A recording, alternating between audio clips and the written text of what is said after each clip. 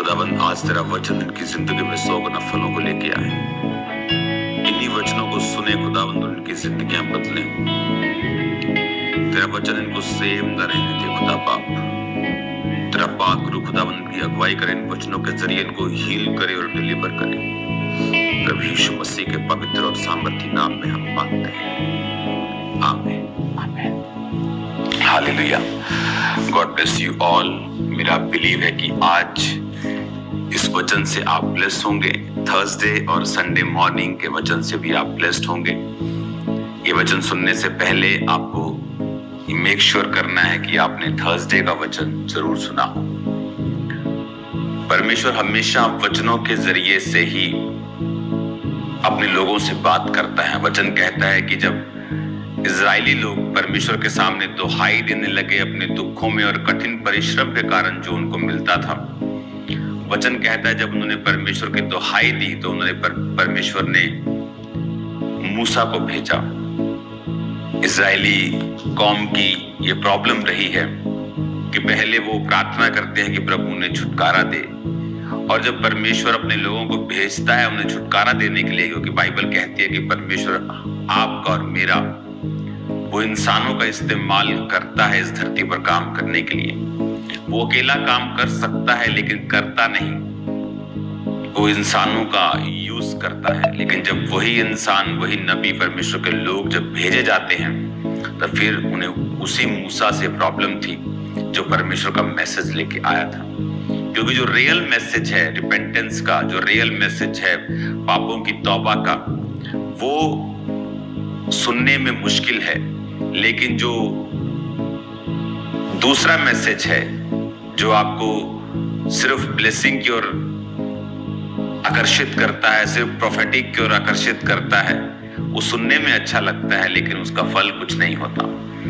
अगर आपको परमेश्वर के द्वारा आपको फल चाहिए, आपको ये बात हमेशा ध्यान से समझनी पड़ेगी कि रिपेंटेंस जो है, तौबा जो है, वो आप के फलों में एंटर करने का, फलों के जीवन में एंटर करने का पहला स्टेप है। अगर आपकी लाइफ में तौबा नहीं है, अगर आपकी लाइफ में आपने रिपेंट नहीं किया, परमेश्वर के साथ आपने मेल मिलाप नहीं किया, तो बाकी सब परमेश्वर के जो वायदे हैं वो पीछे रह जाते हैं। आप अपने कमरे में जाके तभी सो सकते हैं अगर आपने अपने घर में एंटर किया हो तो। आप अपने घर के बाहर से अपने रूम्स में सो नहीं सकते, आप उस अपने घर का फायदा नहीं उठा सकते। इसलिए प्रभु यीशु मसीह ने कहा, जब तक कोई जल और आत्मा से नया जन्म नहीं लेगा वो मेरे राज्य में प्रवेश नहीं कर सकता। और प्रभु के चेले ने कहा, प्रभु क्या कोई बूढ़ा होकर क्यों कर दोबारा जन्म ले सकता है? क्या वो दोबारा से गर्भ में प्रवेश करके जन्म लेगा? वो कैसे जन्म लेगा? परमेश्वर ने कहा, जब तक तुम जल और आत्मा से नहीं जन्मोगे और नया जन्म नहीं पालोगे, मेरे राज्य में प्रवेश नहीं कर पाओगे। वचन से जन्मना यानी बपतिस्मे से जन्मना, डुबकी वाले बपतिस्मे को लेना, तौबा का बपतिस्मा लेना, अपने रिपेंटेंस करनी पापों से कि परमेश्वर आज से मेरा जीवन आपका है। ये नहीं कि तौबा करने के बाद कोई बिल्कुल गुनाह नहीं करेगा। हो सकता है उससे गलतियां हों, लेकिन वो गलतियां, उन गलतियों की क्षमा मांगना, फिर से परमेश्वर में आगे बढ़ना, यही आपको चाहिए। आज शैतान दो तरीके के साथ लोगों को खत्म करता है। पहला, वो लोगों को पाप में रखता है और उन्हें तौबा करने नहीं देता, और उन्हें लगता है कि गॉड लव्स मी, मैं ये मांगता हूं तो मुझे मिल जाता है, मैं ये मांगती हूं तो मुझे मिल जाता है। उन्हें ऐसा लगता है कि ऐसा उनकी लाइफ में परमेश्वर कर रहा है। लेकिन अगर तौबा आपकी लाइफ में नहीं है तो परमेश्वर आपको नहीं जानता। अगर आपने पापों से तौबा नहीं की तो वो आपको नहीं जानता। और दूसरे उस तरह के लोग हैं, जब वो तौबा कर लेते हैं तो फिर भी अपने पुराने पापों को याद करना नहीं छोड़ते। उनको अभी भी याद है कि सन 1973 में उन्होंने कौन सा पाप किया था, और शैतान अभी भी उस पाप के लिए उनको कचोटता है, उनको दुखी करता है। कि मेरी लाइफ में बहुत से लोगों को मैं सुनता हूं कि मैंने 2020 में ये कर लिया था, उसके बाद मेरी लाइफ में ये प्रॉब्लम है, मैंने माफी मांग ली, प्रभु में चला, लेकिन मेरी लाइफ, बाइबल कहती है अपने पास्ट को फिर भूल जाना है। अगर आपने तौबा नहीं की तो कर लेनी है, अगर कर ली है तो पुरानी चीजों को भूल कर आगे बढ़ना है, क्योंकि परमेश्वर नहीं जानता आपने कौन से पाप किए थे। उन पापों का हो सकता है कोई कॉन्सिक्वेंस आपकी लाइफ में रहे, लेकिन उसको भूल कर उसको छोड़कर, उसको इग्नोर करके आपको आगे बढ़ना है, आपको आगे जाना है, क्योंकि परमेश्वर ने आगे आपके लिए बेस्ट लाइफ रखी है, जो आप तभी पा सकते हैं जब आप तौबा के साथ परमेश्वर में चलते हैं। हालेलुया। इसलिए वचन कहता है कि एलिया, जब पहला राजा 17 को आपको पढ़ाया गया था कि एलिया जब एकदम से प्रकट होता है कि तिशबी एलिया राजा के सामने जाके कहता है कि मेरे कहे बिना ना बारिश आएगी ना ओस पड़ेगी। क्यों एलिया का बैकग्राउंड नहीं बताया गया? क्योंकि मायने नहीं करता। एलिया ने कहा जिस परमेश्वर के सामने मैं उपस्थित रहता हूं, पहली आयत में, उसके जीवन की शपथ, यानी जिस प्रभु के सामने मैं उपस्थित रहता हूं, ये उसकी क्वालिफिकेशन थी, ये उसकी बोल्डनेस का राज था, ये उसकी ऑडेसिटी का राज था कि परमेश्वर के सामने वो था।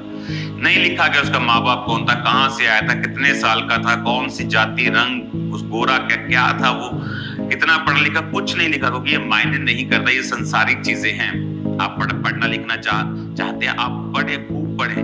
आप बिजनेस करना चाहते हैं, आप करें, लेकिन परमेश्वर के सामने जो उसकी क्वालिफिकेशन जो परमेश्वर के सामने बनती है, वो उसकी उपस्थिति में रहना, यानी प्रार्थना में रहना, तौबा करने के बाद परमेश्वर के सामने उसकी उपस्थिति में, उसकी प्रेयर में रहना, ये आपको शैतान के सामने हियाव देती है, दलेरी देती है, आपको दलेर करती है, तगड़ा करती है, आपकी स्पिरिचुअल आईज को ओपन रखती है, शैतान के अटैक्स को खत्म करती है।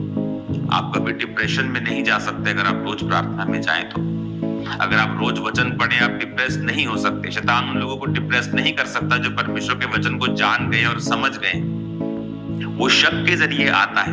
आप जब भी देखेंगे शैतान कैसे काम करता है, बाय डाउट को वो धीरे धीरे आपकी लाइफ में रखता है। और दूसरी तरफ से ये कोशिश करता है कि जब मैं इस व्यक्ति की लाइफ में डाउट को भेज रहा हूं और डाउट के बीच का लगा रहा हूं, तो वो मेक श्योर करता है कि कहीं से भी आप बाइबल ना पढ़ें। वो आपको बिजी रखना चाहे ब्लेसिंग्स के साथ ही बिजी क्यों ना करते हो।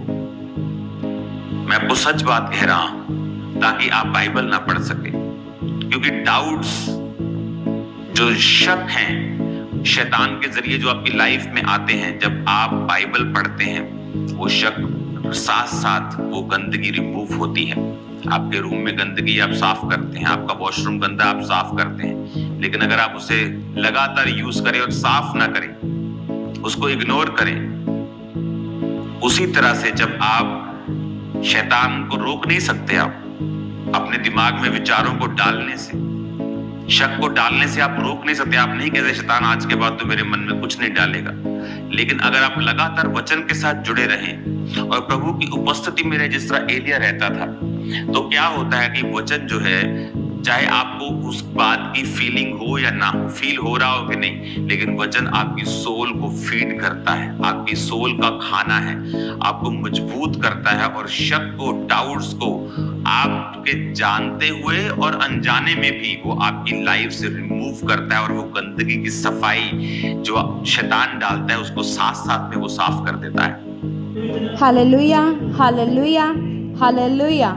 प्रभु यीशु मसीह के मधुर जिंदा नाम में सभी मसीह भाई बहनों को जय मसीह की। मैं पास्टर रेखा आप सभी का बहुत बहुत स्वागत करती हूँ और आशा रखती हूँ कि आज की वीडियो के द्वारा आपने बहुत कुछ सीख लिया है। Hallelujah, hallelujah. खुदावंद के प्यारे लोगों, परमेश्वर के दास ने, अपोस्टल अंकुर नूरुल्लाह जी ने परमेश्वर के कलाम में से हमें बहुत सारी ऐसी बातें समझाई है। शायद हम बाइबल बहुत बार पढ़ते हैं, पर इस तरीके से परमेश्वर हमसे बात नहीं करता जैसे हमारे अगुए से बात करता है। हालेलुया। क्योंकि अगुए के उम्र का तजर्बा और अगुए का प्रभु के प्रति समर्पित ही सबसे बड़ी बात है कि वो सबसे ज़्यादा मतलब नॉलेज रखते हैं और दूसरों को बांटते हैं परमेश्वर के कलाम में से। Hallelujah, hallelujah. परमेश्वर इस अगुवे को और भी ज़्यादा बुद्धि, समझ और ज्ञान दे। परमेश्वर और भी ज़्यादा परमेश्वर के दास को बढ़ाए, इनकी हदों को चौड़ा करे और बड़ी रीति से और भी ज़्यादा इस्तेमाल करे। ये हमारी दुआ है परमेश्वर के आगे। हालेलुया। खुदावंद के प्यारे लोगों, आज हमने जाना कि शैतान कैसे हमें मीठा देकर भरमा देता है, कैसे वो हमारी प्रार्थना को भी मतलब खतरे में डालता है, हमें प्रार्थना करने से रोकता है कि हम रुक जाएं, प्रार्थना ना कर पाएं, क्योंकि प्रार्थना एक ऐसा हथियार है जो हमारे तमाम बंधनों को तोड़ देता है। प्रार्थना के साथ हम जब जाते हैं प्रभु के सन्मुख, तो हमारा एक रिलेशनशिप बिल्ड होता है परमेश्वर के सामने। तो शैतान यही तो नहीं चाहेगा कि हमारा रिलेशनशिप परमेश्वर के साथ बने, है ना, एक रिश्ता अच्छा हमारे पिता के साथ बने, तो वैरी कभी भी नहीं चाहेगा। तो हमें शैतान की युक्तियों से बचना है। हमने आज जान लिया कि हर एक आशीष ये नहीं होता है कि हमें परमेश्वर ही दे रहा है, कुछ आशीषें शैतान भी देता है कि उस आशीष को हम लेकर क्या करें कि हम परमेश्वर से दूर रहें। हम अपनी आशीष में इतने खुश हो जाएं, इतने आनंदित हो जाएं कि हम प्रार्थना करना ही भूल जाएं और हम परमेश्वर से दूर हो जाएं। तो ये सब वैरी की चालें होती है, ये सब शैतान की क्या होती है, प्लानिंग होती है। तो हम लोग मसीह लोग क्या कई लोग समझ लेते हैं अरे सारी आशीष तो परमेश्वर की ओर से ही आ रही है, तो हम ऐसा करते हैं। तो जो आशीषें हमें मिलती है, हम अगर चेक करना चाहते हैं क्या ये आशीष परमेश्वर की ओर से है, जो परमेश्वर की ओर से होंगी ना वो हमें परमेश्वर से दूर नहीं करेंगी, पर जो परमेश्वर की ओर से आशीषें नहीं होंगी ना वो हमें परमेश्वर से दूर कर देगी। इसी से आपने अंदाज़ा लगा देना कि कौन सी वैरी की ओर से, कौन सी परमेश्वर की ओर से आपको ये ब्लेसिंग मिली हुई, क्योंकि जो परमेश्वर की ओर से ब्लेसिंग होगी ना वो परमेश्वर के साथ हमें और जोड़ेगी, हम और प्रभु के साथ नज़दीक प्रभु के पास जाएंगे। पर जो वैरी की ओर से आशीष होंगी ना वो हमें दूर कर देगी। हम इतने आनंदित हो जाएंगे उस ब्लेसिंग में से, इतने खुश हो जाएंगे उस ब्लेसिंग में कि हम परमेश्वर को भूल जाएंगे, हम बाइबल नहीं पढ़ेंगे, हम प्रार्थना नहीं कर पाएंगे। तो ये चुनाव हमारे हाथ में है कि हमने कौन सी ब्लेसिंग लेनी है, परमेश्वर की ओर से ब्लेसिंग लेनी है या शैतान की ओर से ब्लेसिंग लेनी है। हालेलुया।